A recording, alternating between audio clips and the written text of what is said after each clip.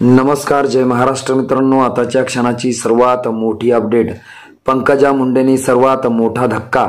काय आहे सविस्तर अपडेट मित्रांनो, जाणून घेऊया.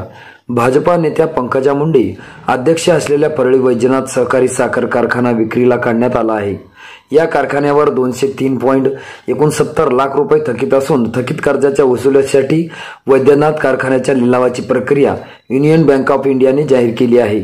यामुळे पंकजा मुंडे यांच्यासाठी हा मोठा धक्का समजला जात आहे. काही दिवसापूर्वी जीएसटी विभागाने वैद्यनाथ कारखान्यावर 19 कोटी थकीत असल्याने नोटीस बजावली होती. त्यामुळे लोकसहभाग व लोक चळवळीतून 19 कोटी रुपये देण्याची तयारी कार्यकर्ते व समाज बांधवांनी केली होती. मात्र पंकजा मुंडे यांनी यासाठी नकार दिला होता. असं असतानाच आता वैद्यनाथ कारखान्याकडे कर्ज थकीत प्रकरण समोर आलं आहे. युनियन बँक ऑफ इंडियाने जाहीर लिलावाची प्रक्रिया हाती घेतली आहे, ज्यात छत्रपती संभाजीनगर येथील युनियन बँक ऑफ इंडियाच्या उस्मानपुरा शाखेने 20 एप्रिल 2021 पासून थकीत असलेल्या 203.69 लाख रुपयाची कर्ज थकबाकी, व्याज व इतर कर्जाच्या वसुलीसाठी बँकेच्या अहमदनगर येथील कार्यालयाकडून ही प्रक्रिया हाती घेतली आहे. 25 जानेवारी रोजी सकाळी 11 ते सायंकाळी 5 या वेळेत ऑनलाईन पद्धतीने हा लिलाव होणार असल्याची माहिती मिळत आहे.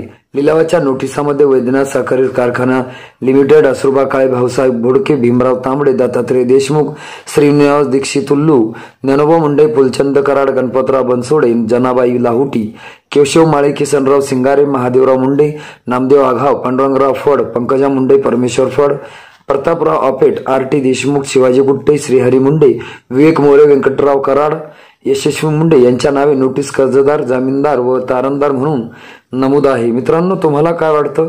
तुमची प्रतिक्रिया आम्हाला नक्की कळवा. भेटूया पुढच्या व्हिडिओमध्ये. तुर्तास धन्यवाद.